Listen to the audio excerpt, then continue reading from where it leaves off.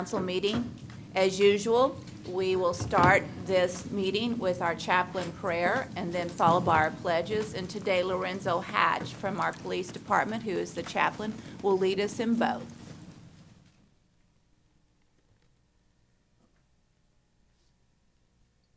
Gracious Heavenly Father, we give you thanks and praise for the opportunity to gather once again as a council and community. Send your Holy Spirit upon each of the members. Give them wisdom to discern your will and courage to carry it out. Bless and protect all our city employees and their families, especially the brave men and women of our police and fire departments. We ask this in all things through our Lord Jesus Christ. Amen.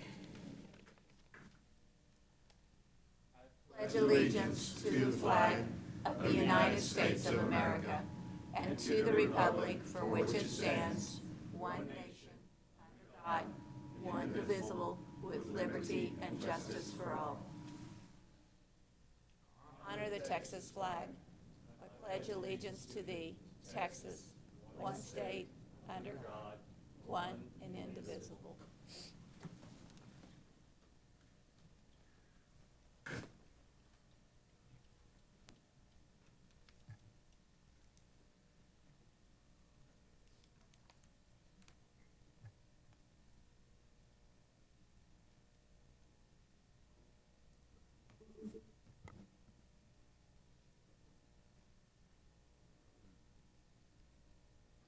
The first proclamation goes as follows. The City Council of San Angelo strives to further pursue wholeheartedly the vision of being the Texas standard for opportunity, prosperity, and quality of life.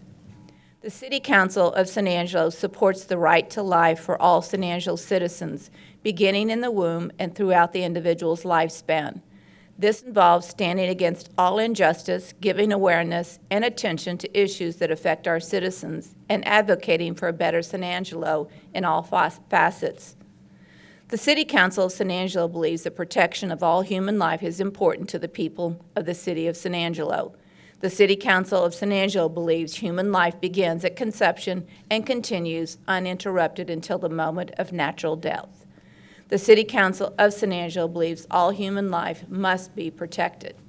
The City Council hereby makes a committed effort to support and protect the health, welfare, and life of all residents within the City of San Angelo from conception until natural death by standing in support of the Texas Legislature's commitment to life through the implementation of legislation protecting unborn human life.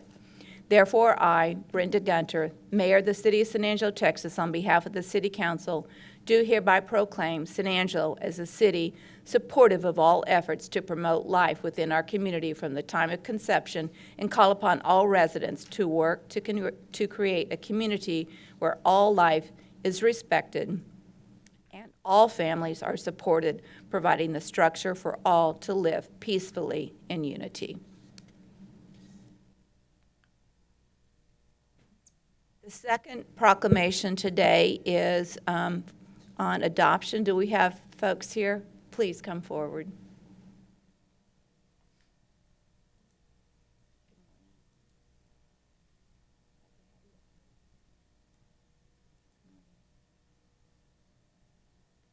All children deserve a safe place to live and grow, and each year many Texas children find a forever home thanks to adoptive families.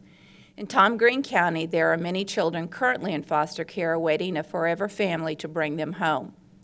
During the month of November, communities across the country come together to observe National Adoption Month to encourage and complete the adoptions of children in foster care and to celebrate the families who choose to adopt.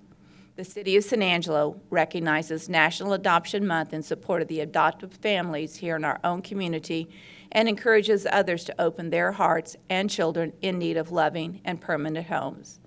Therefore, I, Brenda Gunter, Mayor of the City of San Angelo, Texas, on behalf of the City Council, do hereby proclaim November 2021 as National Adoption Month and call on all citizens to remember the children and families who have joined their lives through the miracle of adoption, open their hearts and minds to the idea of opening their own homes to children in need, and congratulate the new families to be formed during National Adoption Month.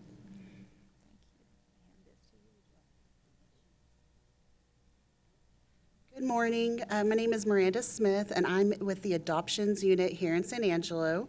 And I would like to thank the community support for our adoption process. This year, through Tom Green County, we've actually had 47 children adopted, and we have several more throughout the end of this year that will continue to be adopted. And we just say that's something that's very near and dear to our heart. This is something that gives children a second chance at a forever family. We continue to say thank you to all of the kinship families and the licensed families out there that are here to serve and support the children of the community. So thank you very much.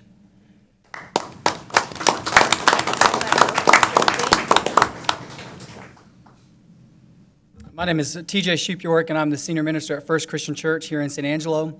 My wife and I have chosen to grow our family through foster care and adoption, and we have 2 young boys that we've adopted. Y'all pray for us because they're young and tough, and they're exhausting at times. I wanted to say thank you to the City Council for making this proclamation. It is a gift to be a part of a community that is so supportive of foster care.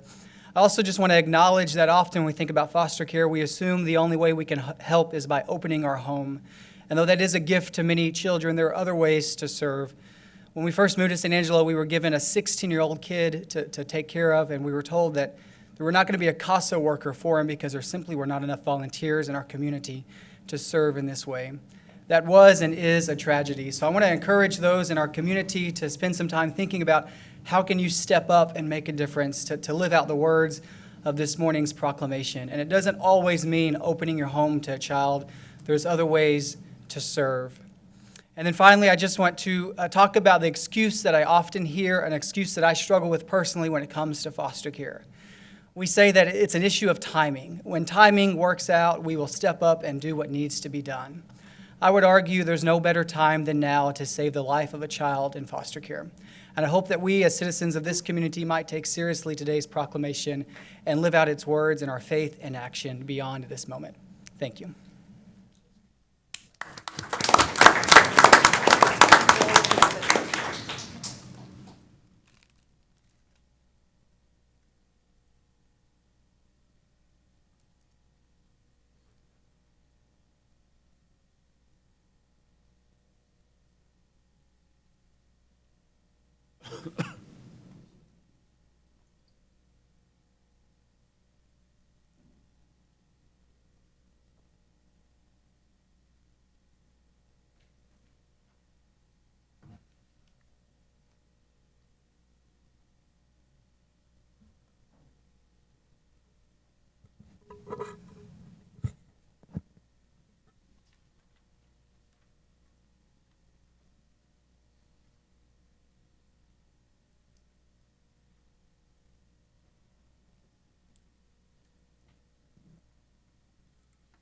We will now move into the public comment section of the agenda. Issues or concerns not on the regular agenda may be raised by the public at this time. Citizens should speak from the podium, address all comments to the dais, begin by stating their name and address or single-member district number, and limit their remarks to less than 3 minutes. Do we have anyone here today who would like to offer public comment? Seeing none, we will close the public oh, sorry, please come forward.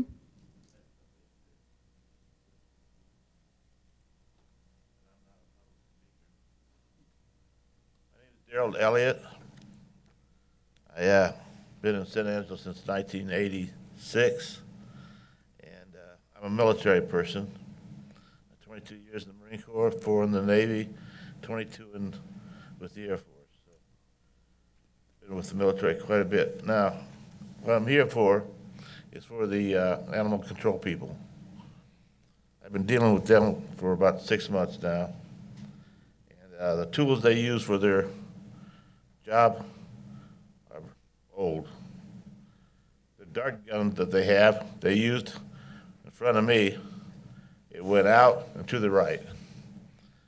It can't hit nothing. It's old. There's no sights to it. It's falling apart. and they need a new one. And believe it or not, there are no large animal cages in San Angelo. None, zero. So one of them decided to make one. He made it out of wrought iron. It's over 200 pounds. It takes 2 people to move it. I helped move one. They only got one, and it does not work right. So they don't have the time to go around and look for cages. So I took my time and went around San Angelo and priced these things and where they can get the things they need. They need at least 3 large animal cages to catch dogs. And we have a lot of loose dogs running around San Angelo. Just look around your community. Look at them. People have been attacked. There was an elderly lady in Paulina got attacked by a pit bull. We got to do something. They're coming in packs now. Okay? If you don't do something, somebody's going to die out there. And I wouldn't want that on my conscience. I got enough on my conscience as it is. So, Tractor Supply has the cages, and they're about $129 a piece. Okay? And they're strong. And they're enough lightweight that one person can move them. Now, that's one thing. Now what they need is, what's this thing going to do if I go over? Shoot me? That's a 2.5-minute warning, so you have 30 seconds, so continue to Okay, speak. the And I dart just gun- took up some of it, so keep on talking. The dart gun is at Kroger's, and it's $486, and it's a good gun. It's not cheap. Don't buy anything that's cheap. So, and it doesn't. Go ahead and finish your sentence, or go ahead and finich your comment. It doesn't come with darts. You have to buy the darts separate. Okay, so, and what we need to do is get the animal control people some money to go out and buy these things. It's about $1,000 total. So it's up to you. I got dogs running loose right now all over Paulina. So the city council can attest to that. They come in packs. Thank you very much. One attacks, the other attacks. So do what you want to do. I did what I can do. Thank you for your service, sir. Thank you. Appreciate it. Any further public comment today? So please come forward.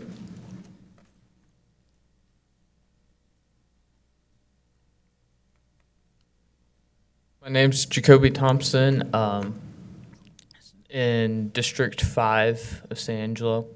I'm here, I know y'all are looking at giving Angelo State University the special exception for the alcoholic beverages at the sports games.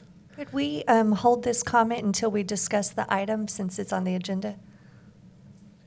Generally, we don't have public comment on any item that's on the agenda. We wait until that agenda item comes up, and then we will have a discussion. So if you don't mind being patient, we'll have it in just a few minutes. Thank you.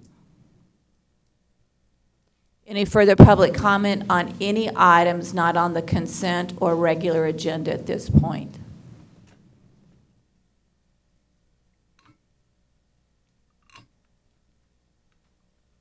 Brian Thompson, from 2602 Rice. I just want to thank the City Council for your proclamation as far as supporting life in San Angelo. I know it states in there that you strive to further pursue wholeheartedly the vision of being a Texas standard of opportunity, prosperity, and quality of life.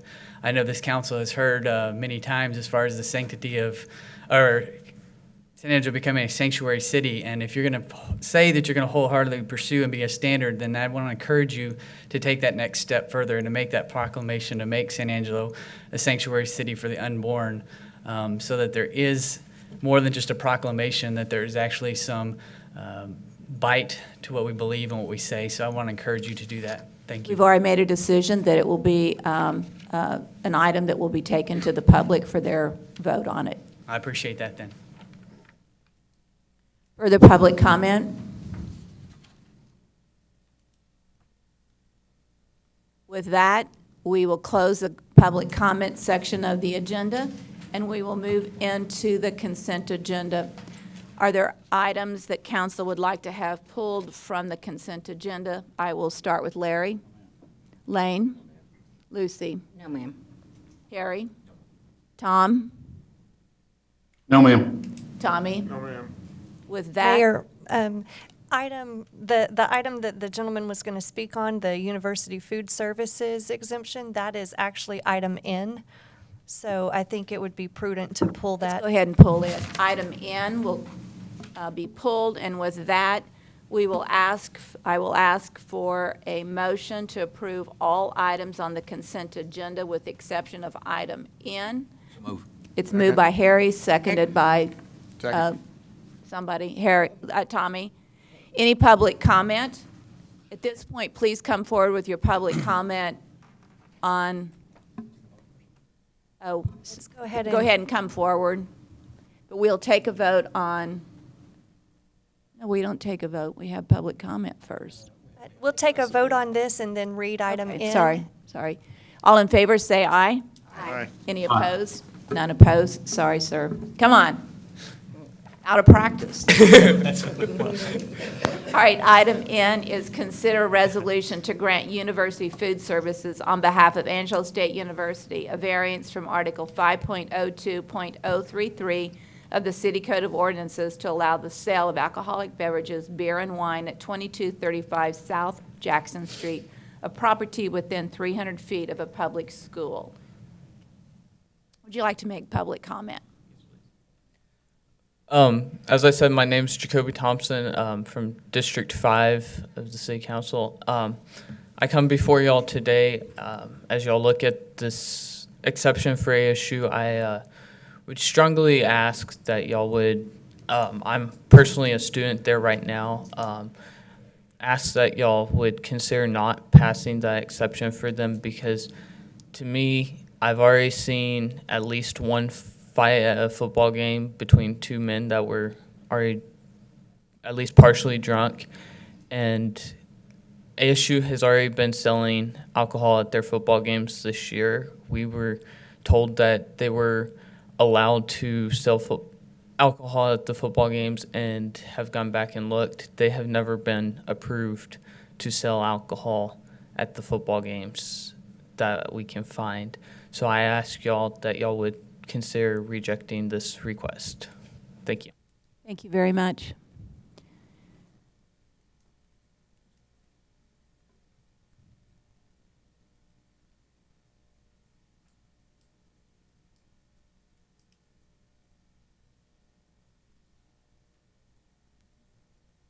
My name is Kimberly Thompson from District 5. And in regard to giving Angelo State University an exemption so that they can have the ability to sell alcohol on campus, I know that the reason that they were declined is because they're within 300 feet of an elementary school. But if you consider the boundaries of that property, not only are they 300 feet from an elementary school, there is also a middle school. And I know that the way the law is set up, that the measurements go front door to front door, but consider its other boundaries. Not one, not two, but 3 churches. To the best of my knowledge, 2 of those churches provide childcare in their facilities through Mother's Day Out programs or preschool programs. Not only that, the campus is surrounded by 3 medical facilities, one of which would offer long-term care type services. So when you consider the location of where that license is going to be and what surrounds it, even if some of that maybe goes beyond what the letter of the law says, I just recommend that they not be allowed to sell alcohol there. When you consider the residents that live around there, the residents that are there are the university students. And most of the ones that live on the campus are minors. Our students need to see that they can go to football games and other sporting events and have a good and enjoyable time without having to add alcohol to the mix. In fact, our students are asked to watch videos as an incoming ASU student that speak to them about the dangers of drinking and underage drinking. Yet by allowing Angelo State University to have alcoholic beverage sales on campus, we're presenting a contradictory picture before them and setting that temptation before them, even though the school addresses the issue of problems of underage drinking. Regarding that, we just don't need to set that before them, and we ask that the city not grant that to them. And it's already in question of why they're already selling alcohol there anyways. So we ask that you not grant that to them. Thank you. Thank you. Any further public comment? Yes, sir. We do have a representative from the university. I wonder if they'd like to come to the microphone. Well, I've been opening it up for public comment. I'm assuming that they don't, else they'd be up here at the podium.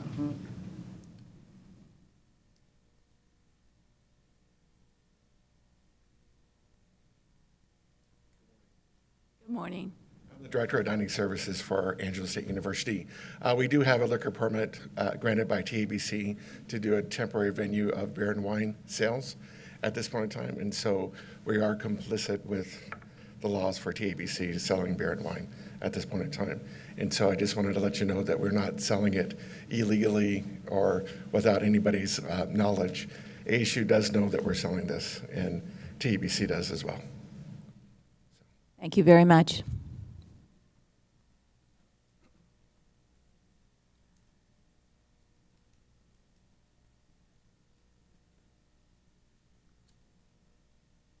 Good morning. My name is Joe Munoz, single member district number 1, I believe, and here on behalf of Angelo State University.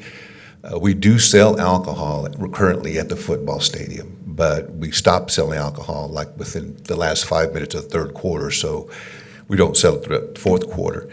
We don't sell alcohol at the Ram Jam. We do have a Ram Jam. Alcohol is allowed, but it has a lot of security there. If there are problems, and the University Police are there to stop any type of problems that we have. We haven't had very many problems at all at the Ram Jam. The alcohol that we're asking to be approved today will be sold in the Janelle Center, which is indoors. And it's only going, and we monitor it very carefully. The folks from the Chartwells, they are trained. They do know when to stop selling alcohol to someone who may have a problem with it or may have drank too much alcohol. But we haven't had as many problems at all with it. I don't know, if what those comments earlier were made, but they certainly weren't made within the football stadium where the alcohol is sold. It might have been at the Ram Jam or something like that, but it's not inside. So we're asking that you approve our ability to sell alcohol at the Janelle Center. And I'm here for any questions you may have. Lucy? Yeah, Joe, so what time do these events start and end? It's going to be during basketball games, probably volleyball games, probably in the evening. They be during the week or during the weekend? They're all, sometimes they have games during the week also. Weekends during the week, it's just whenever they're scheduled. Thank you. Further question, Larry? You're asking for permission to sell alcohol sales at the Janelle Center. Yes, sir. Did the university come to us when they began selling at the sporting events? And if not, why not? Did the university go? Well, number one is because, as they stated, they had a temporary license from TABC to start selling it before the final vote on the alcohol license. So once they rejected it, then they stopped. But they had the right to do it because TABC gave them a temporary license. Any further questions for Joe? All right, with none, thank you, Joe. Thank you so much. We did this a little upside down, but, John, you want to come forward? Well, just if you have any questions, John James, Director of Planning and Development Services. I did want to make one point. Under our ordinance, we measure property line to property line, and so that's what puts them within 300 feet of both Crockett Elementary and Glenn Middle School. However, if we were to measure door to door, then they're well over the 300 feet. And so the buildings are more than 300 feet from the school buildings. It's just property line to property line they actually touch and are adjacent. Thank you. Any questions for John? Thank you. Then may I have a motion? So moved. A motion by Lane, a second Second. by somebody. Tom. Harry, with that, we already did public comment, but if anybody else wants to come forward on public comment, this would be your opportunity to do so. With none, we'll take a vote. All in favor, say aye. Aye. Tom, did you say aye? Okay. I said aye. Okay, thank you. Motion passes 7-0. That concludes the consent agenda for today. We will move into the regular agenda. Comments regarding items on the regular agenda may be made by the public when each item is discussed as outlined above. Applicants, proponents, and appellants are accepted from the time limit above and must limit their remarks to less than 5 minutes. We will start with item A. Consider a resolution allowing the adjacent property owner to remove a tree in the public right-of-way adjacent to 17 West Boulevard Avenue per section 7.02.034 of the City Code of Ordinances. John, you're on. Thank you. Again, John James, Director of Planning and Development Services. This is a request. Our city ordinance does require city council approval to remove trees in the public right-of-way in the downtown. You can see the location here on Beauregard. Just a couple of pictures of the site. You can see the tree in the foreground of this picture here, and it does, you can see it pretty substantially blocks the front view of that building. I'll note that as you're coming to that site from the sides, there is some more visibility. It's really straight on that it is the worst visibility problem. We have recommended to the applicant to consider trimming up the tree to give a little more visibility to the site, but I think she is here to address some of the concerns that she has with that. Just a few of the pictures that she submitted showing that the sidewalk is in need of a little repair, and that some of that could be caused by the tree roots of that tree. Just a drawing from the applicant of what it would look like after the removal. And some of her reasons she provided in her letter to you all asking for removal, the sidewalk damage, cracked sidewalk.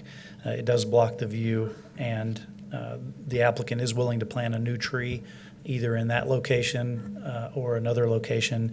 As you see in the resolution, we've recommended some options. If you choose to approve this, options for including some landscaping, so maybe keeping that planter box in front, even if the tree is removed, or reconstructing it, planting some flowers, a new tree, some shrubs or something that would still provide some landscaping but not be blocking the view of that building as much as the tree would.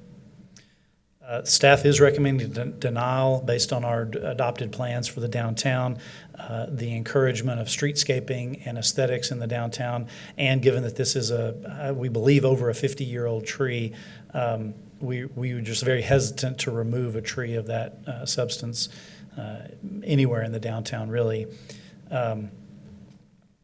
So I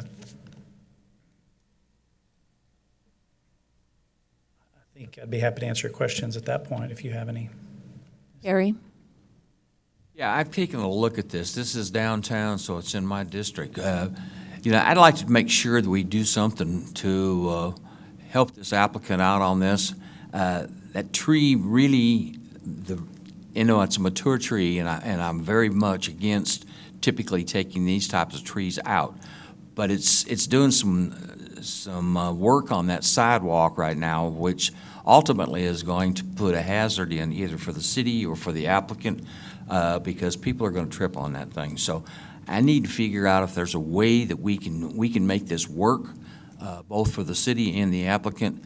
And quite honestly, I think that tree is really too big for that particular area right now. And I'd like to find a way that we can make this work for the applicant.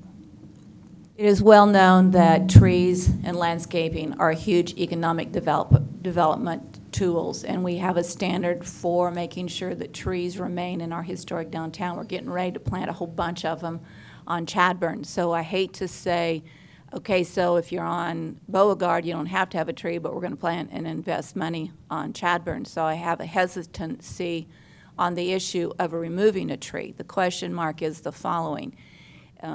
You can repair the sidewalk, but is there not a problem with the adjacent property also with a sidewalk issue? And if it's not going to be repaired and that adjacent tree is there. 'Cause we're talking about one storefront, not the two storefronts that would seem to be in this conversation. Number two, I would ask that the planter box, if it is moved, if the tree is taken down, which I don't support, that a nice sized tree is put back up. There's a reason why trees are planted.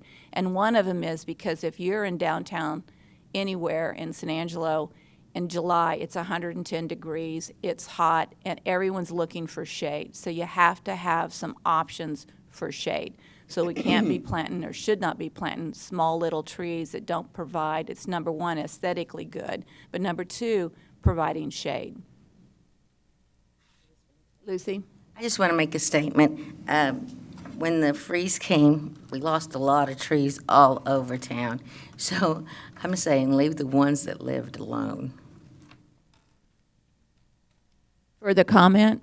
I'm in favor of repairing if we can and leave this. Has the applicant looked at the routes, sorry, John, for taking out the root that's exposing? I would defer to the applicant on that. I know she's had some tree folks look at it, and so I think she'd better be able to answer that. Michelle, you want to come forward?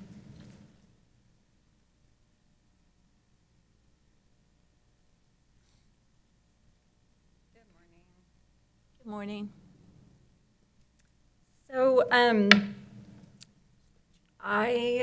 when we first came to the city, I own Old Central Firehouse, you guys just took a huge chance on us, not knowing us from anyone.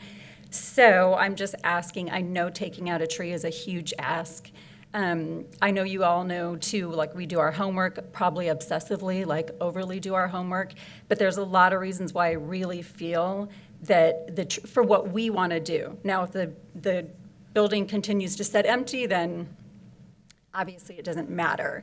For the business that we're planning, the storefront is huge, so it's very important. The sidewalk right now as it sits, I personally know of 2 people who have been injured because of the sidewalk.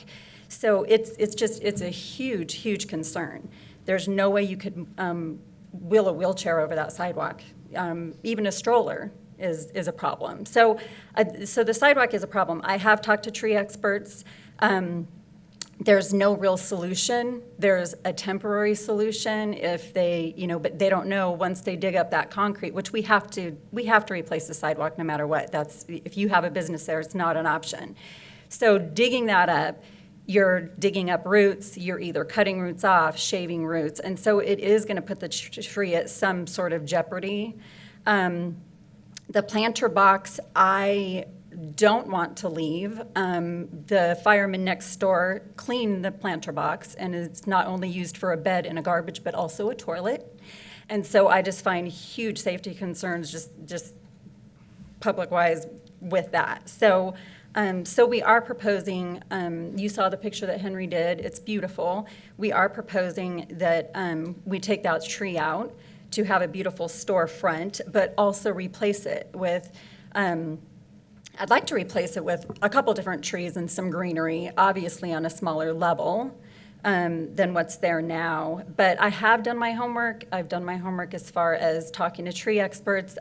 We just found out there's actually some electrical wires running through that tree, which is also causing safety concerns. So that just landed on my lap yesterday, just hearing from somebody that I didn't realize prior to yesterday. So that's another huge issue and concern with the tree being there. So like I said, I know trees are important. I also know that our downtown is important and the economic growth. And our downtown is the heart of the city. So just putting a new business, what we have planned, I feel is it's so beneficial to downtown. And so I'm just asking that you guys just trust me and put your faith in me and let me do this. And I promise to do my best to have another successful business downtown. Any questions for Michelle? Michelle, what type of tree did you look at replacing with potentially? So I have not got to that stage because, well, I haven't. So the couple people I've talked to about trees did say there are trees that actually, where the roots grow down and not out. And so both people I talked to suggested that's probably the best sort of tree, because, again, otherwise, in another 30, 50 years, you're going to have these same problems. And that's the answer that I was kind of looking for on that. Was this a live oak that I was seeing a picture of? I believe it is a live oak, yes.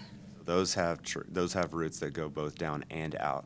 Mm-hmm. So I would be in favor of finding a solution in a tree that has more downward, more red oak. They have.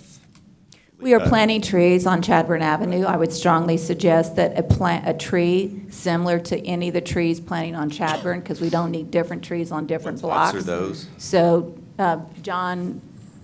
There's a Rick. list of options. They're more smaller treescape or streetscape trees, so Chinese pistache, things that stay a little bit smaller. They make a canopy but don't get as humongous as a live oak.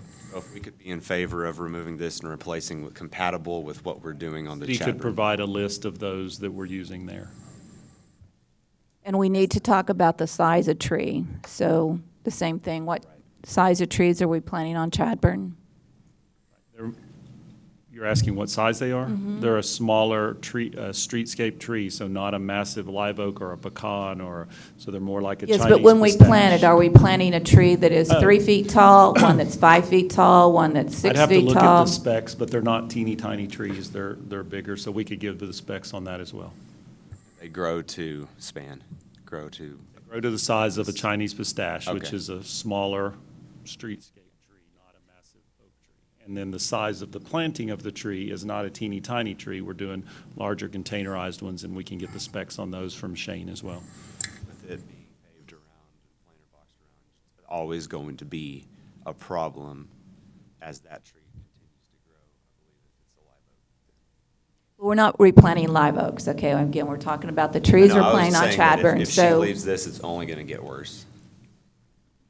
so are you asking questions or are you making a motion?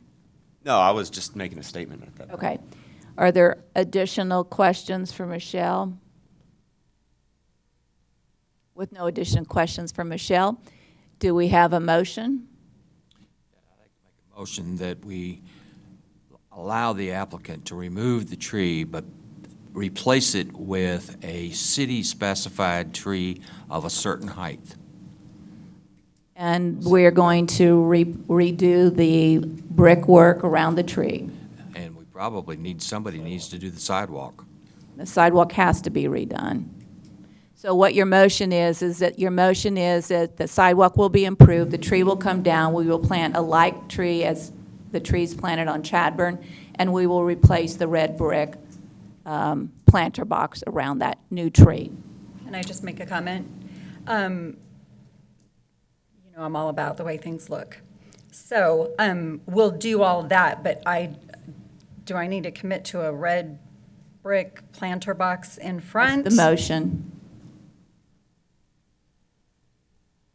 Is there a second on that motion? Are you planning on There's doing? a motion on the floor, either a second, we'll take a vote, or you can change the motion. You can't change the motion that's on the floor at this point. We can deny the motion on the floor, but we've got to take a vote before we can change the motion. Can I just say, like you are on Chadbourne, that open in the cement, there, you can tell that there's open spots where you're going to place the trees. That's what I would like to do again, so I'm just not covering up the facade that's there in the likes of what Henry did. Just plant it in the ground, in the concrete, like you are on Chadbourne. The motion, we can vote and then deny it and then make a new motion. Okay. Is there a second on the motion? With no second on the motion, we will go back and revise the motion. That motion would be what? I would keep it the same, except for changing the planter box to be compatible with whatever facade work you are doing to the building, compatible to that. That's the question I was going to ask. Are you changing the facade of the building? Yes. So that was where the red brick, being specific to red brick, might not be. Correct. Might be more of a. Is it a stucco building, Michelle? No, I mean, the front is small, so it's mostly that glass and that rock there. So we want to, change it up to make it more look, I don't know, more classic and just, when you're driving by, Here it'll we are make you trying wanna to stop. prove it, and we can't leave it Yes. open-ended without knowing exactly what's going to be done. So it has to be specific in terms of what's going to be So done. back to Henry's picture, I think what makes sense in this is either planter boxes in front on the left and the right, housing two different trees, or in the front where the planter box currently is, leaving the concrete open so we can plant a tree and possibly some greenery around it. So what we're asking is that the existing tree be removed, sidewalk be repaired. Are we going to, because we're looking at this for an approval. Okay, so if this is what we're looking at for approval, we don't have something different to look at for approval. So the question mark is, are we planting one tree with the open space as in Chadburn? Are we planting two trees with two different openings as on Chadburn? Because this is what we have to approve this, so you have to tell us what it is. What might be consistent with Chadburn is to do what you're saying with the flat, you leave a space and we can work with you on those sizes, where you do some plantings around that. And then if you do the two trees sort of flanking the smaller streetscape trees that are on the same list as Chadburn, I think that would be consistent with what's going on and what might be consistent in the future with what happens on this. So I think that's where I would head. Okay. I'll make that motion. Okay. There is a motion. Is there a second? Second. There's a second by Harry. Any public comment?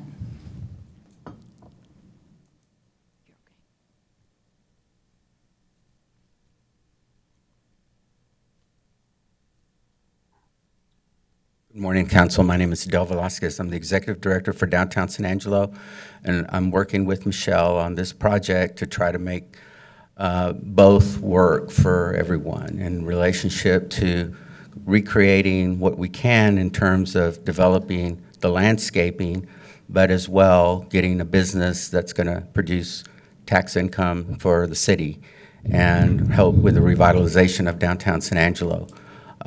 It's kind of a stuck in the middle situation for us because we do promote and want trees to be part of our downtown district.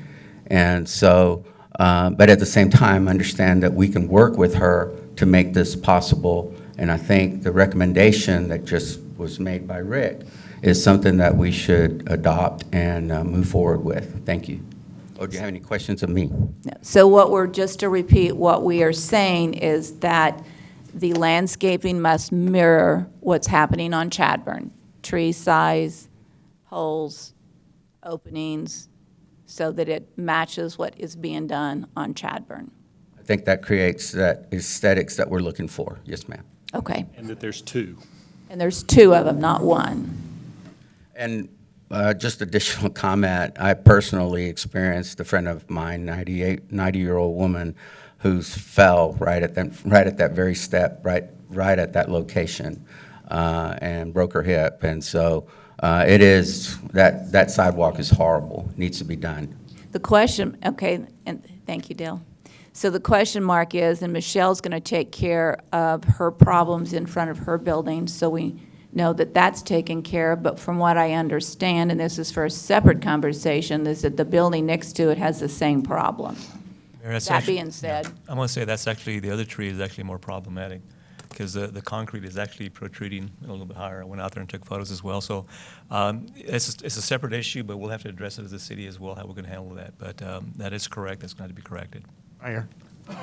yes, Tommy. That entire sidewalk has places literally from Irving Street back to Chadburn Street there. So if we're going to look at that, let's look at the whole sidewalk that way. Knowing that the business owners are responsible for repairing that, so, all right, with that, enough, because that's something else. Sorry. Could I ask one question? Yes. We're going to vote on this, but this still has to go through DHRC on your plans. Is there any chance Well, the that that's yeah. going to change what we're Well, that's the And then reason. coming back to us? That's the reason I said we needed to have a diagram that reflected what she was going to do, because that's what DHRC is going to require. Yes, ma'am. Yeah, my name's Kimberly Thompson, and I'm listening to your discussion on this, and I heard most of the council say that beginning, many were opposed to removing trees and things like that, and then making it okay because we're going to replace it with another tree. But there's obviously sidewalk problems, not only with this property, but as y'all have addressed up and down that street that apparently need to be looked into. But the lady is asking for the tree to be removed so that we can have sight of the property so that the business can be seen. How is it that we remove a tree that's taller and broader at top, replace it with two smaller trees that are going to grow lower? Aren't they going to block it even more in the end? And we're going to lose an immense amount of shade because it's going to take a long time for these other trees to grow back. But it seems to me that the presentation is there's sidewalk issues. They need to be addressed. But there's an issue of seeing the storefront. But by taking out one tree, planting two that are going to be shorter and smaller, we're not solving that issue of that storefront being seen ultimately. That's one of the reasons why we brought up that this diagram is not reflective of what's going to be done, because if this tree that's being replanted is reflective on the left side of the building, where's the other one going to go? And again, we're trying to approve something we don't visually see in this diagram. So and we need to approve what we're going to have executed. Well, I hear her point. So probably the biggest thing is when you see this storefront, for me, what pops out is the awning. It makes me want to go into this store. So the way the tree is that currently is there, it is growing up against the building. So whether this is an awning or a sign or anything, there's no way that you're going to be able to see that. The next door neighbors have a sign that come out from their building this way rather than on their building. Still not something that we could do because the tree is so close. So having two smaller trees on either side is still going to leave the front of the building open. It's still going to leave room for the awning that is really going to capture people's attention, I believe. So I don't think that is going to be an issue. It's just that this tree, the trunk is huge, but then there's bigger limbs. I don't even call them limbs. They're huge. They're so big, even trimming the trees. That's why the tree guys I had come out, they're like, the leaves are just a very small issue of that, causing you not to see that. It's the huge, branches or leaves or whatever that are extended of that. So. Mayor, I have a Yes, question. go ahead. Have you closed on that property yet? We are set to close in the next 7 to 14 days. Okay. Yes. And we have permission from the owners to talk I'm about. assuming you won't remove the tree until after you close. Is that correct? Oh, correct. Okay. Yes. No, I mean, it'll be a process again. There's with those electric wires running through it, it's going to be the electric company's got to get involved in all that. So it's going to be it's going to be a little while. We just want to make sure that the resolution reflects the action that's actually being. I think the right thing to do today is to say that council is obviously in support of removing that tree and improving the sidewalk. But in fact, our final approval should be with an actual sketch of what's going to look like. Okay. So I think what we should vote on today is, quote, allowing you to, when you close, if you close, on the property to have the tree removed, because I know that's important for you to understand before you choose to close. But what we do need for final approval is a sketch brought back for our approval on it. So yes to removing of a tree, but no to any conversation about it till we see a visual of what it's going to be like. Okay. So that we're clear, because you will have to have that when you go to the DHRC. So we as a council shouldn't be approving something we don't know what it looks like. So we would support removing the tree, but we must approve the final sketch of what the project will look like. Okay. Does that make sense to council? We had to repair the sidewalk before she could plant new trees though, right? Well, yes. I mean, the sidewalk is going to be improved. Yes. This can pass, but I'm still against removing the tree. All right. The motion on the floor is what? Because we're going to have to take a vote on the motion on the floor. or there might not be a second, but I think we had a second on that. Current motion on the floor is to remove the tree, replace with a city-specified tree of approved height, repair the sidewalk, and make the planter box compatible with the building facade. And then further discussion was to have the 2 trees flanking the open area to mirror what's happening on Chadburn. So that's the current motion. All right, there wasn't a second on that. There So was what I not. think we Harry need to did do. second it. You second? Not on that one, you did you did Lane on made the Lane's, motion, not on I that second. one. Okay. Do I need to add the wording in there about the planter box? Do we not need to Just- vote on it as spoken and then bring a new motion to the table? So all in favor, say aye Wait, whoa. What do we say, no to? to what she just Okay, so read. we need, if we're going to change it, we need to deny this and make a new motion. That's the point. Okay, so, Yes. no, nay. The question is, all in favor, say aye. With no one in favor, motion is denied. Now we will take a new motion on the floor. Motion, or Harry, do you want to make it? It's your district. First of all, we're going to, 2 things we've just discussed. One is we, generally speaking, although there is an opposition to removing the tree, but that we can't make a final decision on this until we see a new sketch of what it's going to look like. With that, I make the motion to approve the removal of the tree with final decision being made at a later date relative to DHRC's decision. Talk about the sidewalk now, since she can't plant a tree until the sidewalk is repaired.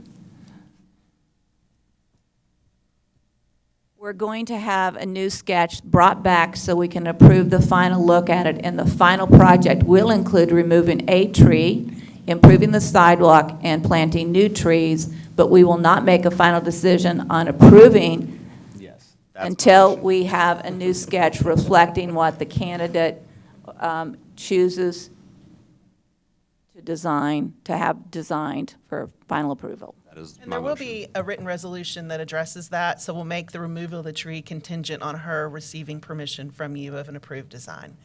So at that time, we can do the sidewalk and all of that. So you would need to bring that back before the tree is actually removed, which I'm assuming you would do anyway.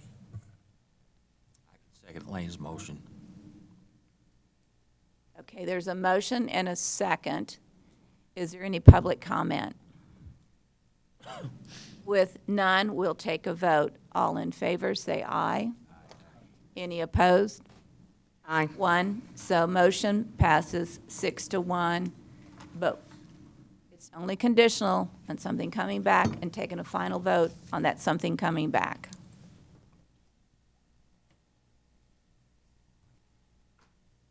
B, first reading and public hearing of an ordinance for Z21-12, a rezoning from the neighborhood commercial to the general commercial zoning district being approximately .209 acres located at 3017 Southwest Boulevard.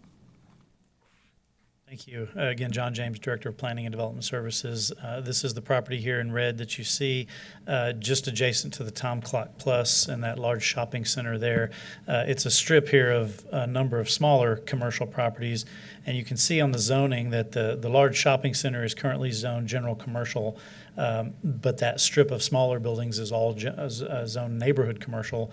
This would change that one property on the end to general commercial, which would be the same as to the north and the west of the property. We did send our notices to the surrounding properties, did not receive any in support or in opposition. Just a couple of pictures. This change is consistent with the future land use plan. It's compatible with the surrounding areas, so staff is recommending approval. The Planning Commission also unanimously recommended approval. Is the applicant wanting to change the business in that building? I believe that the need for the change relates to an alcohol permit that the neighborhood commercial district does not allow, but the general commercial does. The applicant may be able to give more information on that if they're here. When you say no opposition to it, is that because people realize that it's going to sell alcohol now, or were they aware of that when the notice was sent out for changing of the? No, that's not something we typically send out with a zoning notice. In fact, in many cases, we don't know the reason an applicant is requesting a rezoning, so we just send out the notice that it's zoning from one district to another, and that's the only information we send out. Do we have questions for John? Larry, it's in your district, I think. Do you have any questions on this issue? No questions? Do we have a motion? Would someone like to make a motion? Move to approve, as Thank presented. you, Tommy. Second by Second. Lucy. Any public comment? With no public comment, wait, there might be a public comment. Come on up. Come on down.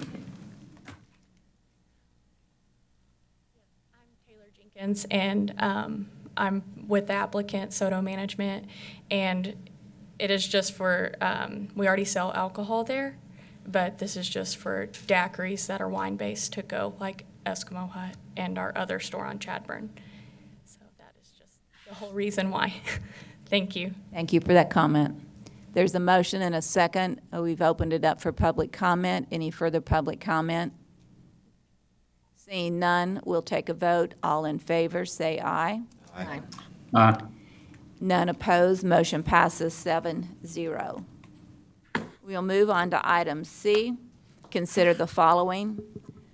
Ratifying the Development Corporation's resolution approving a project under Chapter 501 and 505 of the Texas Local Government Code utilizing sales and use tax funds in an amount not to exceed $3 million to fund improvements to airport facilities, including the GTE hangar, pursuant to a public-private partnership agreement with Skyline Aviation Incorporated, and authorizing the board president to negotiate and execute all related documents, and further authorizing the following in conjunction with the project. A, appointing the Director of Economic Development or their designee to act as a Development Corporation's authorized representative under the public-private partnership agreement with Skyline Aviation Incorporated, and B, authorizing COSA DC Board President to negotiate and execute a lease agreement between the Development Corporation and the City of San Angelo for lease of the property located at 8534 Hangar Road, and C, pursuant to Section 505.1561 of the Texas Local Government Code, authorizing COSA DC Board President to negotiate and execute a lease agreement between the Development Corporation and Skyline Aviation Incorporated for sublease of the property located at 8534 Hangar Road, and 2, authorizing the city manager to negotiate and execute a lease agreement between the Development Corporation and the City of San Angelo for lease of the property located at 8534 Hangar Road. And Guy, you're on.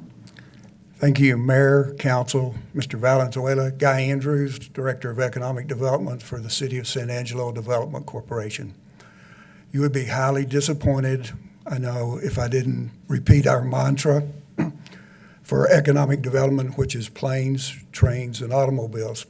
And I'm happy to report this morning that we're proceeding very well in the area of the automobiles with the moving forward of 2 interstate highways for the future of San Angelo, Interstate 27 and I-14, and a lot of that's owed to our Mayor Brent Gunter, so thank you for that. We're also on our railport. We anticipated in that public-private partnership we formed to develop a 183-acre railport, about 6 years to develop that. I'm happy to report that the track is down, and that will be open by the end of this month. So in just about a year's time, we've been able to do that through the public-private partnership. Moving on to planes, our focus now is on the airport, and it's about developing the airport into what we would consider a world-class airport. You'll recall that a couple of years ago, there was a master plan that was done for the airport, very comprehensive. One of the items that's always been an issue at the airport, of course, is the GTE, or it's sometimes referred to as the Mitsubishi hangar, which is one of the largest World War II era hangars on the property. The question is, should that hangar be torn down? Can it be improved and all of that? So you'll also recall that we commissioned a study with an architect that was very familiar with all the FAA rulings and everything and determined that there could be something done with that hangar. And so I'm happy to announce that we're recommending a project that would utilize that hangar and make improvements for the airport and for improving our revenues at the airport. This is an overview of the proposed project. It would be a public-private partnership between City of San Angelo Development Corporation and Skyline Aviation. The total financial commitment for the Development Corporation is not to exceed $3 million. And this is authorized under the Texas Local Government Code. These are the project deliverables for this project. We would rehabilitate, reskin the GTE hangar. We would rehabilitate the commercial apron that's shown to the left of the building. We would construct new rental car parking, construct new general use parking, and construct adjoining office and conference space.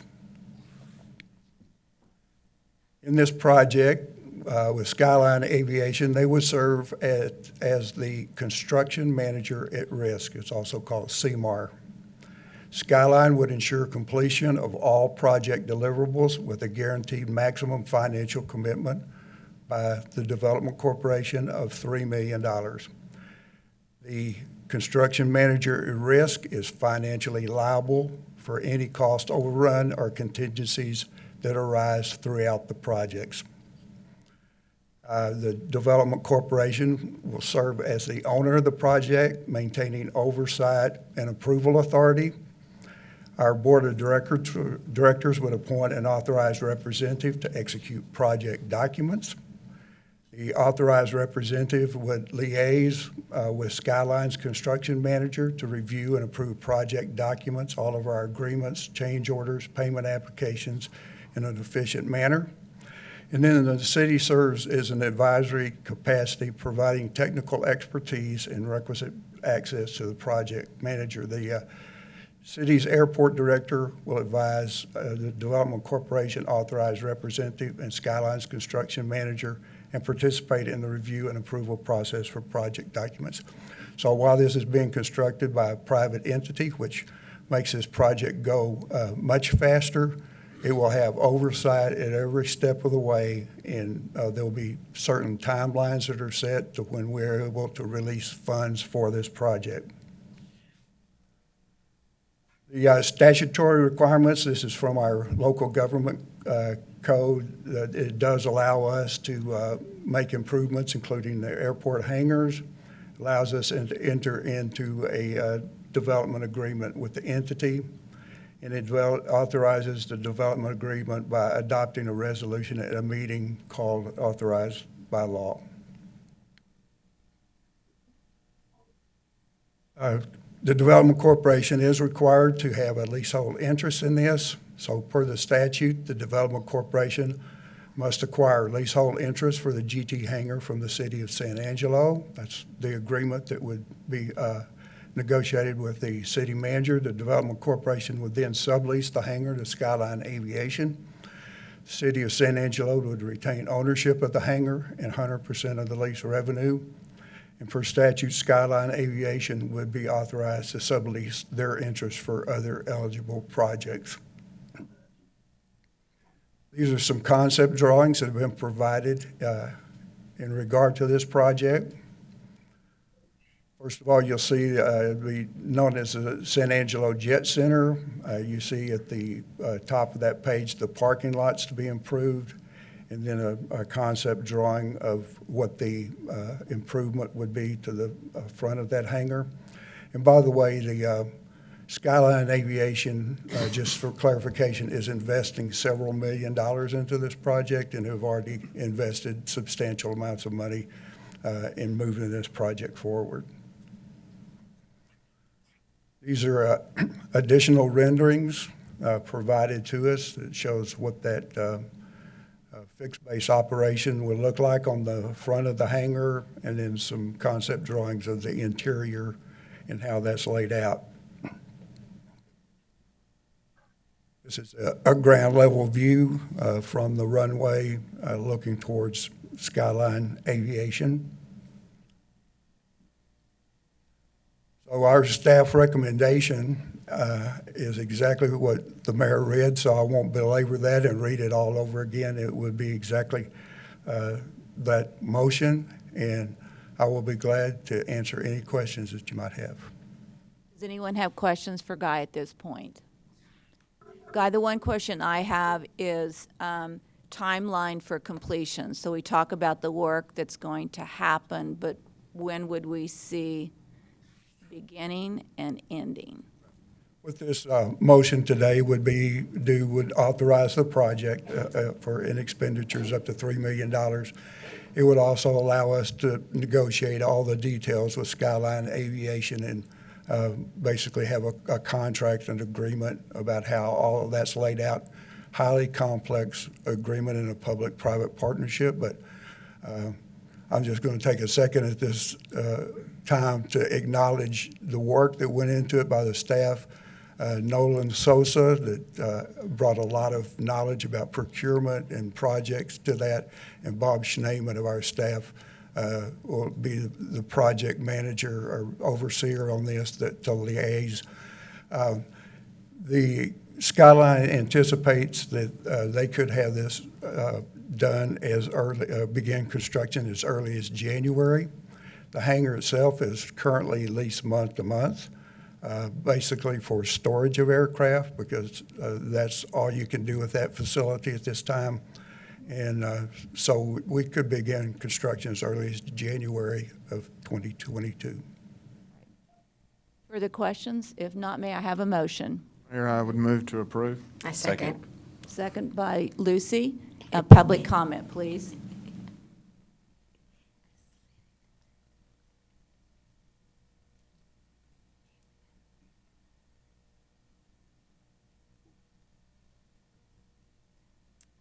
Susie Smith. I live just off College Hills, and I understand this is supposed to be part of preserving historic building. At least that's what I was understanding. That What part it of is in the process, it will be using the existing facility, which happens to be historic, but the intent is not to do it simply for historic preservation. It is to utilize a building that would cost a lot to tear down and rebuild a new facility, so the best thing is to revamp the existing facility, but it is not for historic purposes. It's for the best dollar investment in an existing facility. Because I was going to say it doesn't look like it's preserving much of the historic. Thank you. Any further public comment? With none, we'll take a vote. All in favor, say aye. Aye. Aye. With none opposed, motion passes 7-0. Thank you very much. Item D, presentation of the master drainage plan findings by HDR Engineering and possible direction. Presentation made by Public Works Executive Director Shane Kelton and HDR Engineering Program Manager Curtis Bytel? Beetle. Beetle. Beetle. Battle. Battle. Battle. Vital. Battle.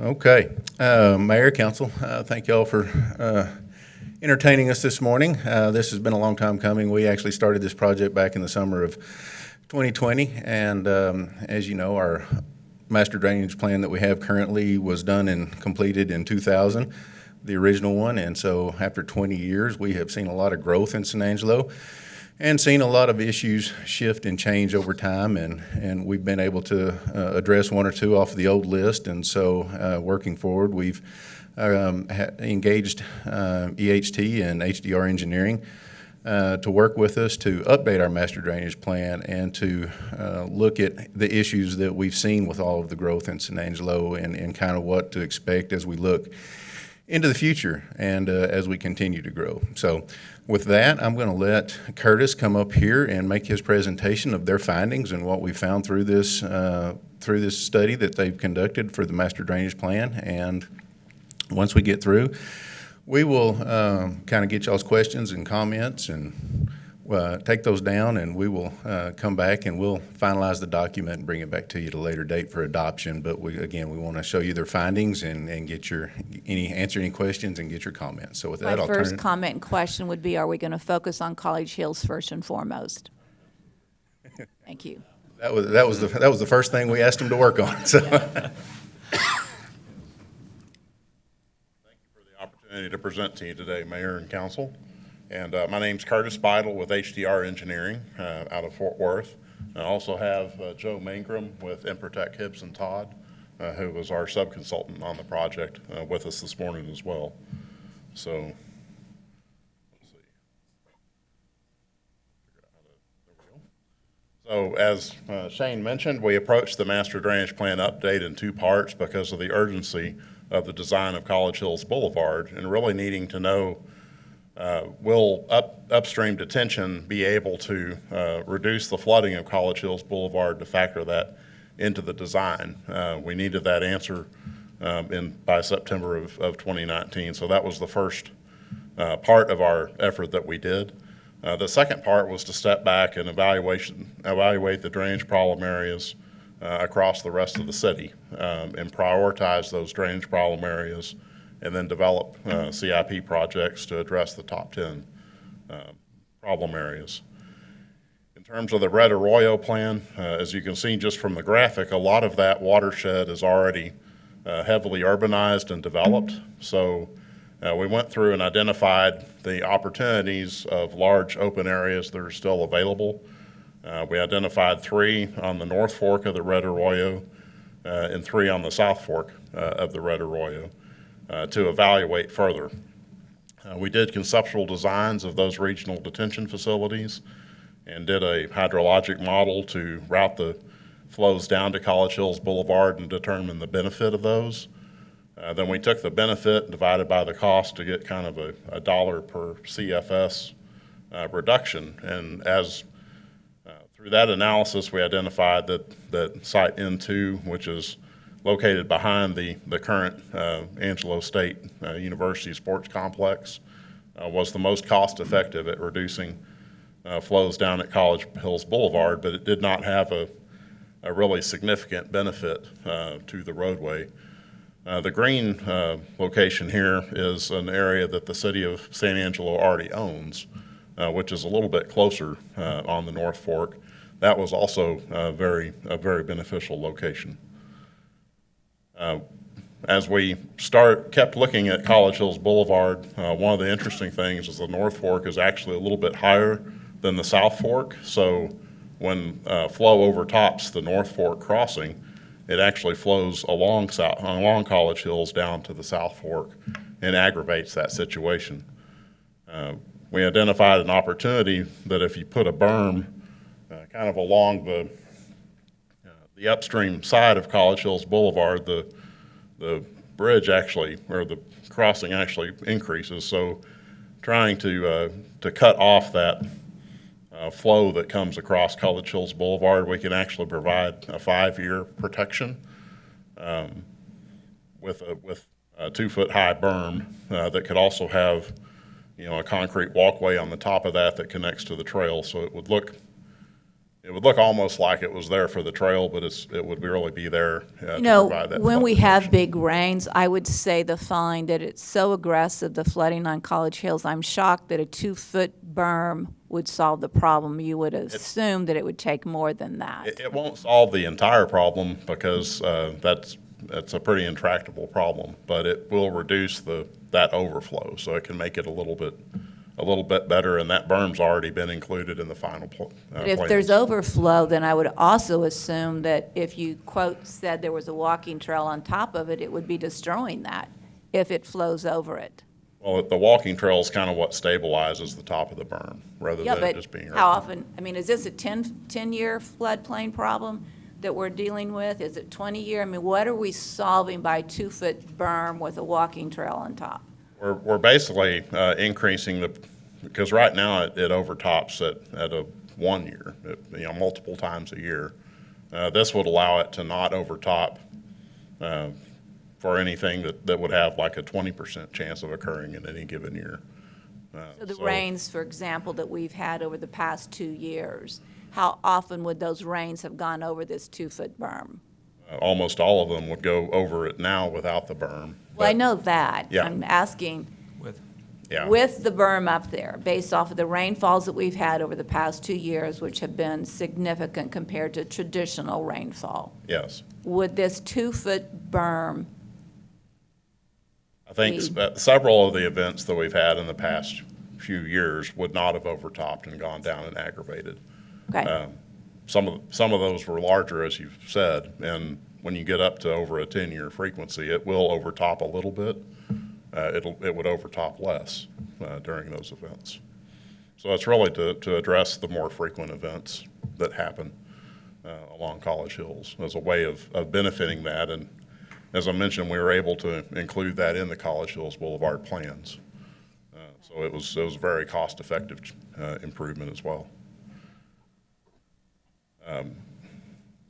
So then taking a step back and looking at the rest of the city, this graphic, I know it's a little hard to see, but the point would be just kind of the distribution of the problem locations throughout San Angelo. This is the north, the city north of the Concho River.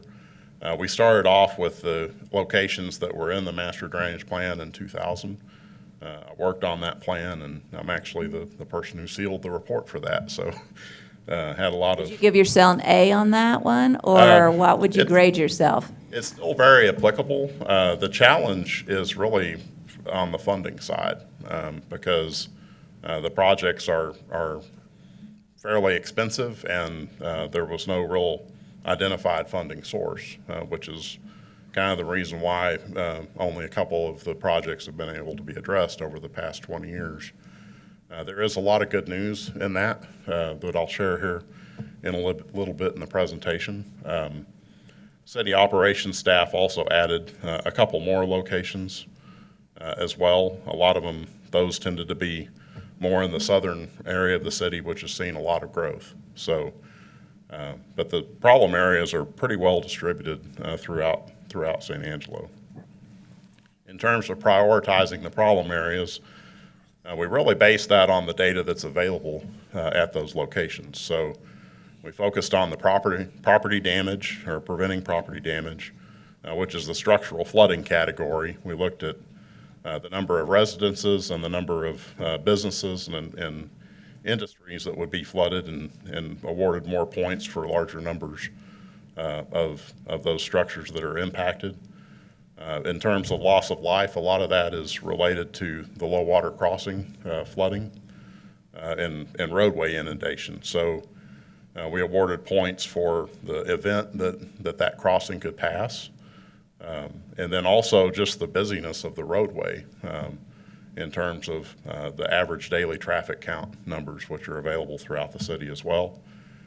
We had a third category, which was if there was a existing street reconstruction already planned in that area, to try to coordinate these improvements with the street construction improvements.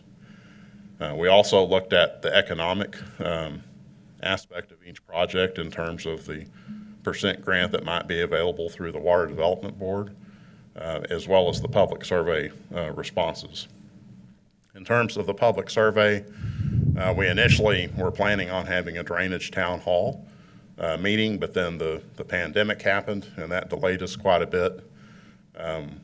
We decided rather than a public meeting for the drainage town hall that we would do a public input website. And so we developed the input website, had that open for 4 weeks in January and February of this year, and it was really quite successful. I mean, it received new public comments every day that it was open, and really was able to give us some additional input, probably more input than we would have received at the drainage town hall meeting process. So with that, we were able to continue.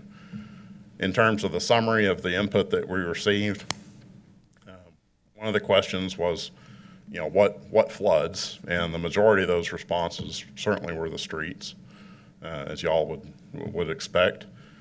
There were a couple that were backyard flooding, which could relate more to some of the channels in town. And some of the front yard flooding also relates to the streets getting out of the right-of-way. The good news was there wasn't that many responses where my home flooded. There were 5 of those. But there is some significant flooding that has happened in San Angelo. We also asked how long have they lived in San Angelo, because if they've only moved here in one or 2 years, then they may not have experienced the flooding that some of the longtime residents did.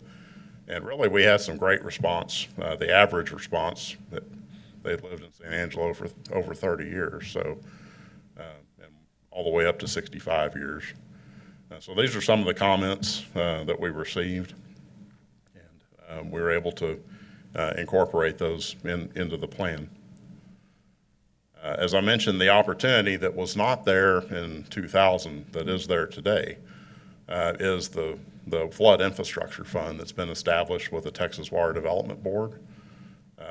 Back in the 2019 legislature, they approved the state flood planning process, and they established this flood infrastructure fund. They took $4 billion out of the rainy day fund to establish that.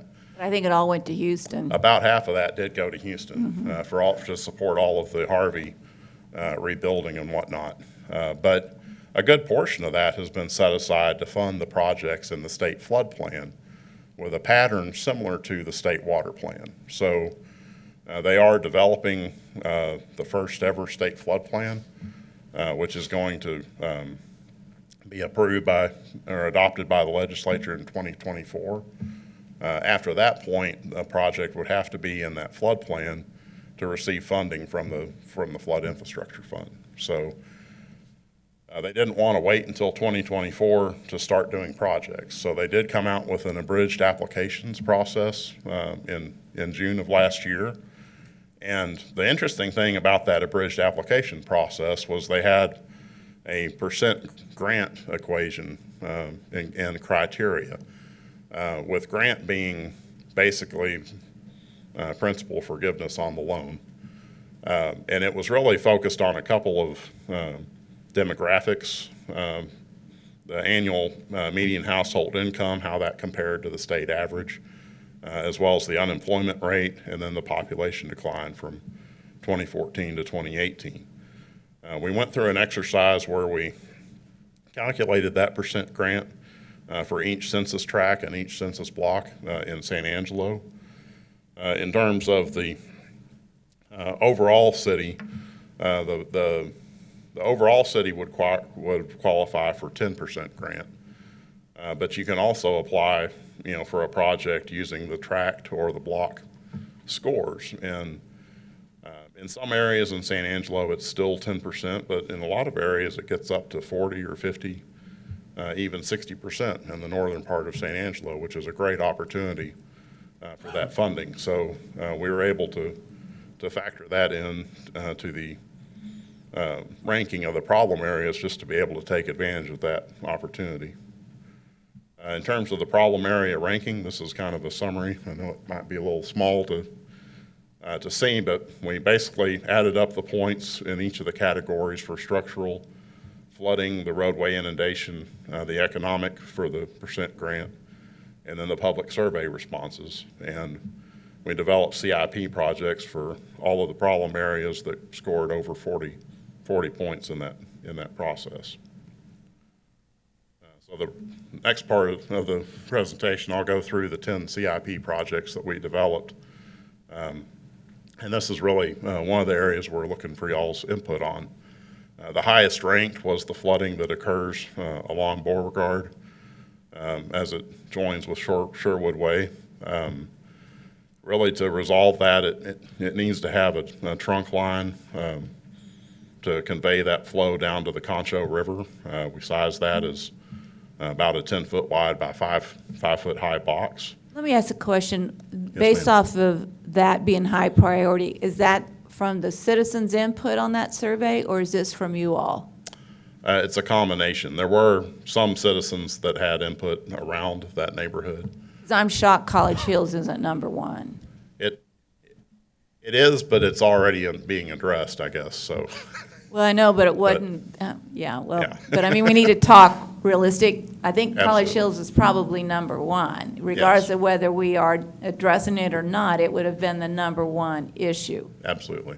And we need to talk that way, because that's how Okay. we finance things, is top priority. Okay. One of the opportunities, I suppose, with Beauregard is that it's a TxDOT roadway. So, I mean, there's an opportunity for coordination there. Do they have funding? I don't know that they have a funding identified for the roadway at this point, but it's just to say in the future, if they are making improvements, then we need to coordinate on getting portions of this trunk line constructed as part of those improvements. In terms of the percent grant for the flood infrastructure fund, the trunk area is in the 10% neighborhood, so it's not as favorable. The upstream areas are about 35% grant, which are a little bit more favorable. It can certainly be constructed in 3 phases, although the first phase needs to be the trunk line to be able to provide, to receive the flows from the other 2 phases. The second project was what we had talked about in terms of the little project for at least reducing some of the overflow from the North Fork Red Arroyo that comes down and aggravates the South Fork. One of the challenges of that crossing is the arroyo itself is so flat that increasing the number of culverts underneath College Hills Boulevard just has very little benefit.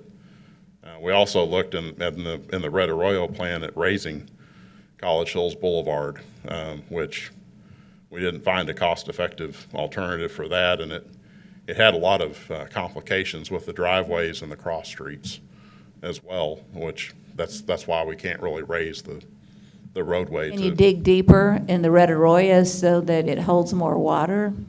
It's so flat from there all the way, downstream that you can't really dig deeper and get it to drain by gravity. So it's a challenge, absolutely. And as I mentioned, it's already been incorporated into the roadway improvements. The third project that we looked at is really just looking at the northern part of the city that north of the Concho River. There was a letter of map revision that was done back in 2017 that FEMA calls Lake Creek, and it basically comes down to the city limits and then it stops. And that floodplain doesn't stop, it keeps going, but it's not shown on FEMA's flood insurance rate map. So the area is so flat and it doesn't have any natural drainage creeks or channels to provide a good outfall. We did a quick 2D model of that area, just taking the flows from FEMA's Lomer and seeing where they would go over the terrain, because the city has obtained good LIDAR topo back in 2018. So we took that topo and put the flows over it. And this is kind of a result of how the Lomer flow would make its way down to East Angelo Draw. It's a lot of overland flow and flooding ranging in depth 1 to 2 feet. There would also be additional flow from the local hydrology as well, so it would be worse than that. So that our recommendation would be a hydraulic 2D study to really quantify what the flood risk of that is. I think that would be strongly supported in the Region 9 regional flood plan.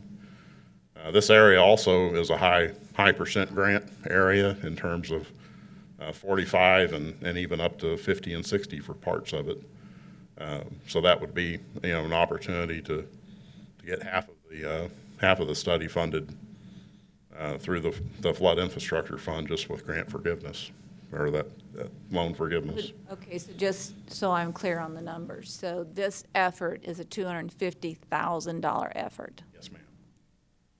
Now that there's good LiDAR topography, it would require an updated hydrology study, and it would require a good number of finished floor elevations of the various homes along different flood paths to verify are they actually, in the floodplain or not. And then it would also include, a couple of alternatives to address the flooding as well that could be further developed for the floodplain. The fourth project that we developed was for the Christian Village storm drain system, and really the new storm drain in College Hills down to the South Fork of Red Arroyo.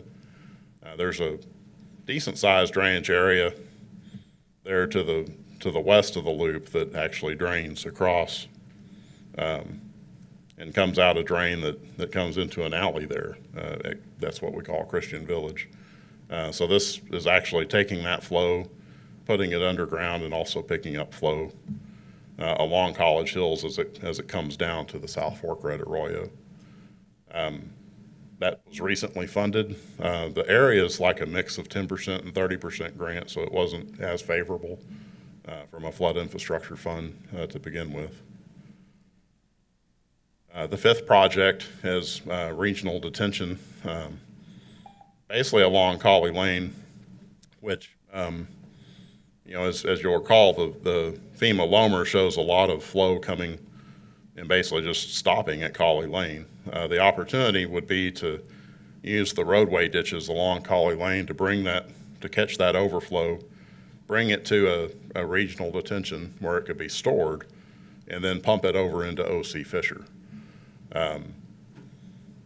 That would allow, that would protect that area of San Angelo, not allowing the flow to come into the city and just continue to be overflow through the neighborhoods.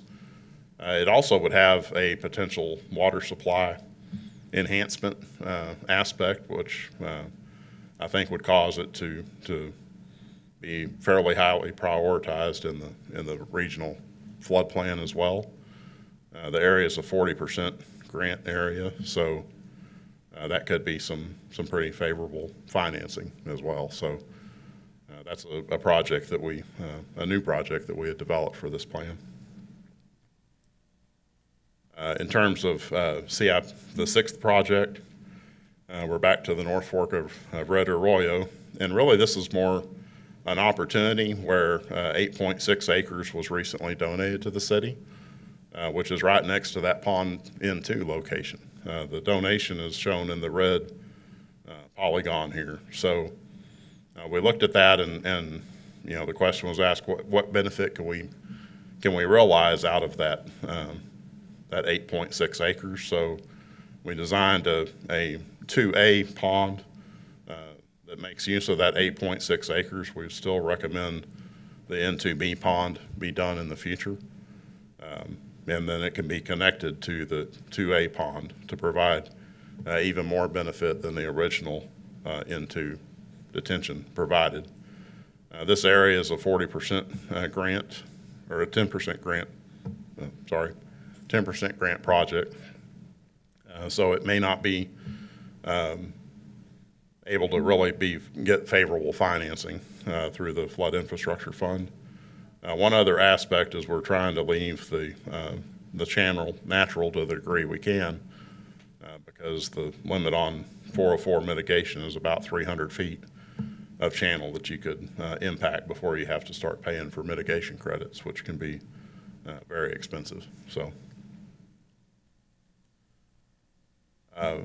the seventh project is along East Angelo Draw, really downstream of the Houston Hart Highway, where the channel is just very undersized, and it floods 2 to 3 blocks of neighborhood as it makes its way diagonal down to the Concho River. The opportunity is that there is a drop in the flow line down there at the ball fields. We would need to excavate a channel upstream, use it to bring that flow line up to be able to get enough elevation drop at the roadways to get culverts under the roadways to prevent their overtopping. So we did a little more analysis on the right-of-way for that channel, which the city already owns a number of parcels along the right-of-way path, as shown in the purple on the map. But there are about 38 parcels that will need to be acquired in order to get enough right-of-way for that channel. This is kind of a graphic of the hydraulic model of the channel that shows the Concho River outfall is there on the left, and it's coming up, and you can see Highway 67 there causes a significant increase. But this would lower the 100-year floodplain by 6 to 7 feet in the lower portion, and it allows a lot of those roadway crossings to have culverts large enough to prevent their overtopping by the 100-year flood as well. This neighborhood is 40 to 50% grant neighborhood, so that's also pretty favorable. It could be constructed in phases as you know, you move from the downstream phase up to the upper sections. The 8th project would be a regional detention in the Glenmore neighborhood. As I mentioned, that area is just so flat that it doesn't have an outfall that you could drain to. So you really have to kind of create an outfall by digging down and having a pond that can store the flow, and then you can pump that out after it stops raining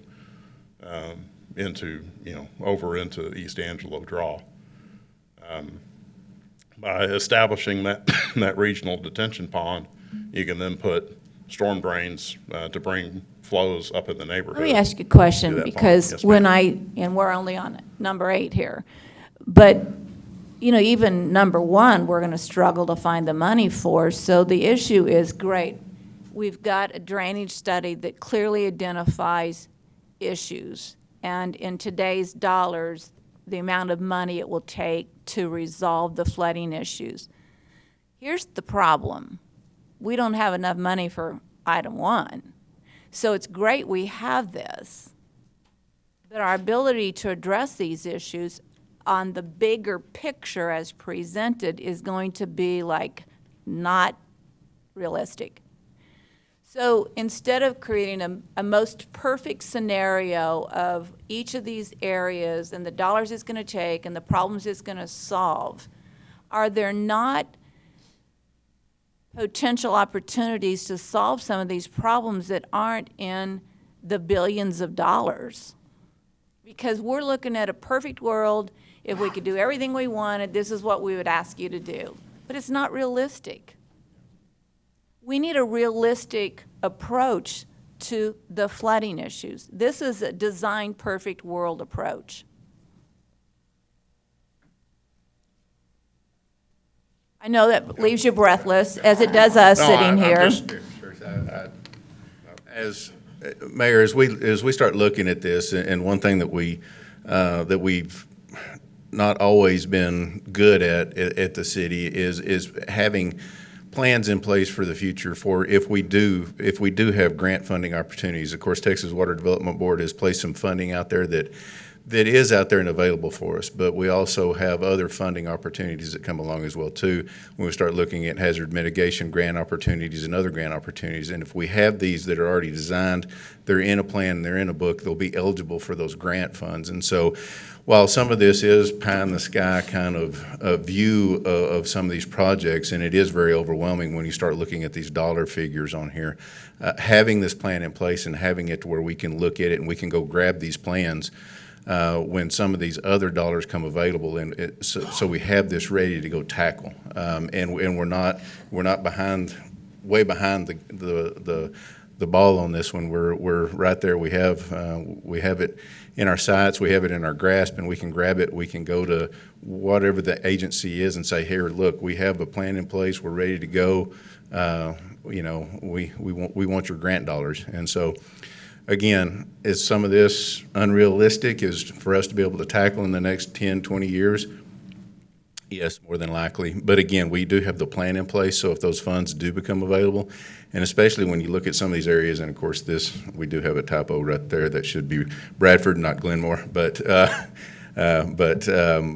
in this Bradford area, if we look at this and we're going to drain this, and this is a 60% grant area, and we take that, and we can get 60%, grant forgiveness or loan forgiveness there, and then if we take this and get other dollars available to offset that as well too, I think in the long term that's where we go. Well, again, like I said, this is only one funding source that has just recently become available. Yes, but this is only one program right here, and Yes. there are 1, 2, 3, 4, 5, 6, and 7, when you add them all up, are 3 times that amount. Yep.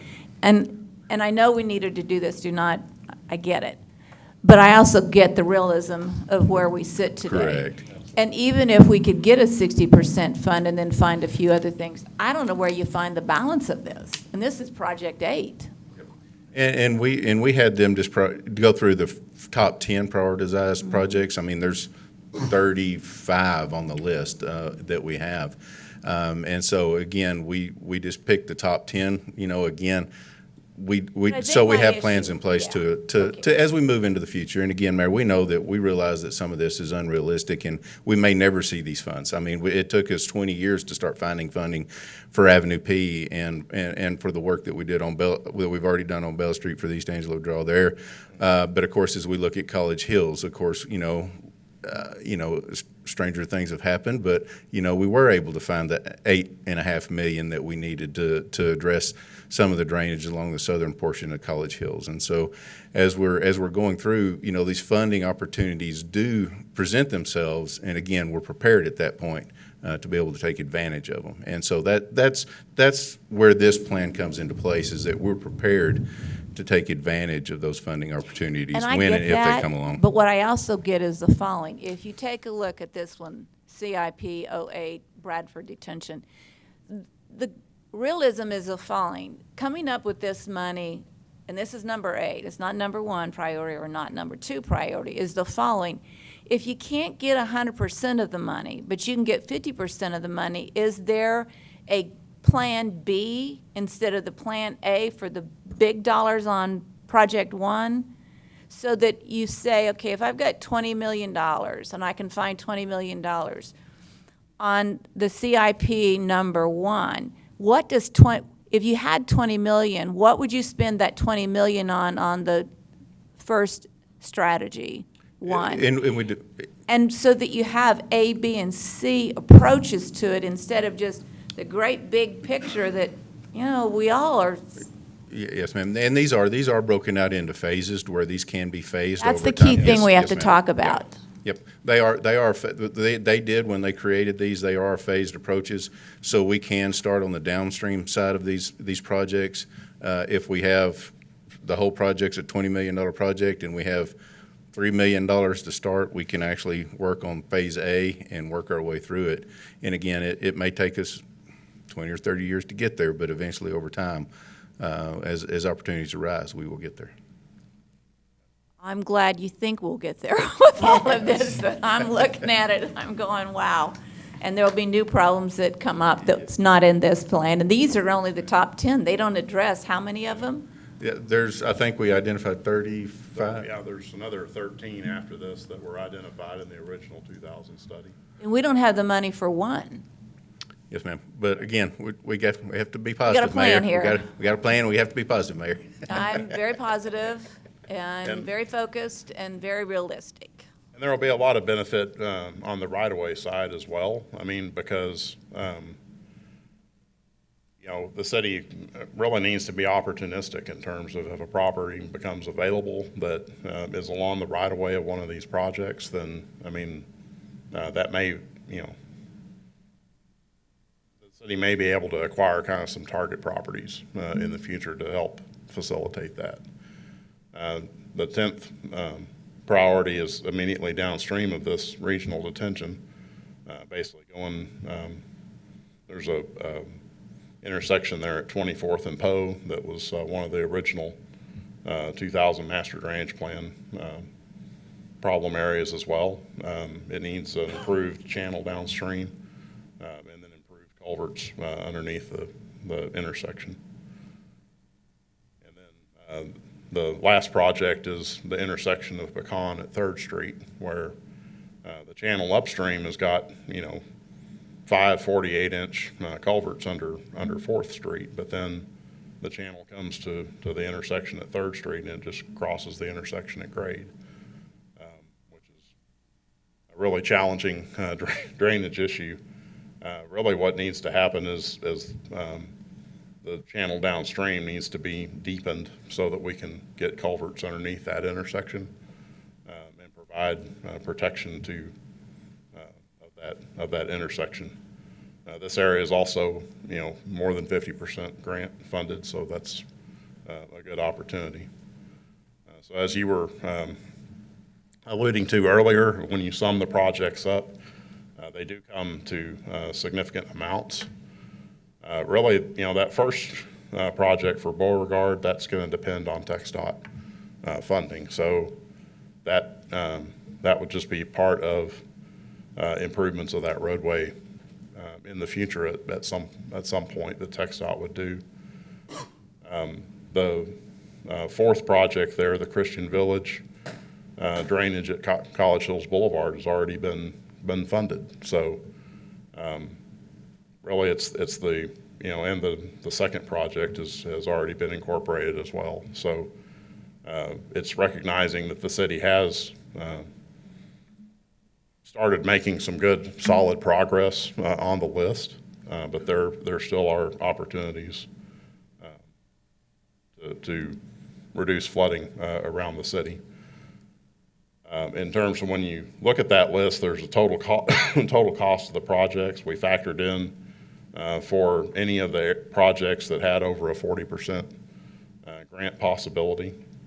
If we were to utilize that, it would allow us to do these 10 projects and save the city $15 million through that flood infrastructure Not the fund. savings, it's what's the final cost?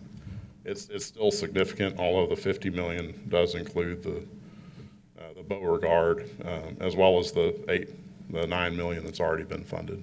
So, Well, obviously, we have to look at these things, and we cannot pretend they don't exist.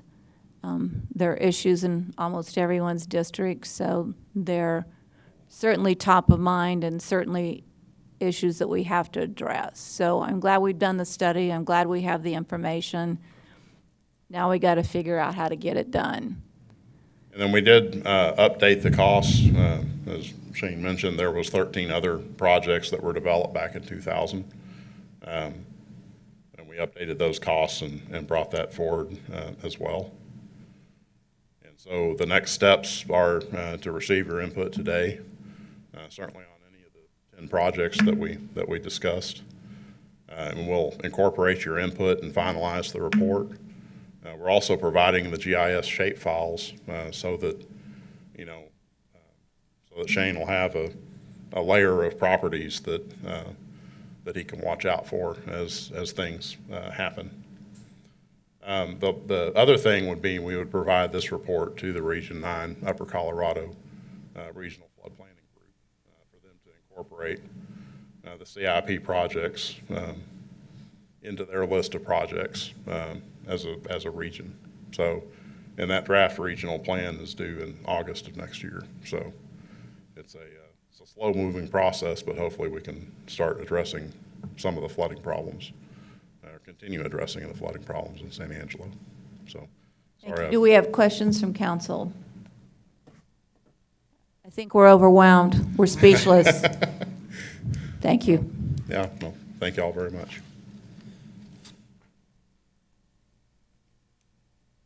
With that concludes our regular agenda. There's no closed session today, so we will follow up on administrative issues. Announcements and consideration for future agenda items, are there any? Mayor, I would Yes, like to ma'am. see if Morgan would come up here again or for our next meeting and just remind our constituents of the dog ordinance that people are saying that they're having problems with so many dogs running around the neighborhood. You know, the all over problem town. with dogs running around are people. Yes, I 'Cause understand that, but people is the problem here. if we can be reminded of what happens if you do not take care of your dog, that you'll be paying fines for them. We'll have Megan and Bob Salas come forward and give us a presentation. Any Thank you. further future agenda items? With none, may I have a motion for dismissal? Move with adjourn. Second. No one opposed? Meeting concludes, and it is 10:20 a.m.